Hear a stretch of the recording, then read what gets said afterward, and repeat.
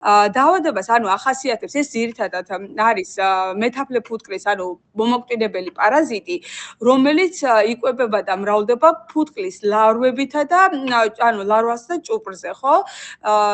ნახეთ, დამახასიათებელი კლინიკური ნიშანი ჩვენ შეიძლება შევამჩნიოთ, მაგალითად, საფუტკრე მეონობაში, როდესაც შევდივართ, დეფორმირებული ფრთებისა და სხეულის მქონე ფუტკრები, ხო? ანუ სხეულის მთლიანობა დარღვეული, ეს სიმრავლე ესეთი დეფორმირებული სხეულის და ფრთების მქონე ფუტკრებისა და ეს შეიძლება იყოს მიწის წინ, ანუ მიწაზე საფრენის წინ, ასევე გადმოყრილი, ხო?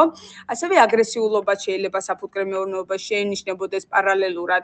თუმცა, აი მაგალითად, ამ პერიოდში უკვე აქტიურად შესაძლებელია შემჩნევა, თუმცა აი მაგალითად ზამთარში, ადრე გაზაფხულზე შესაძლებელი, ანუ ნაკლებად შესამჩნევი იყო, ანუ ეს ტკიპი.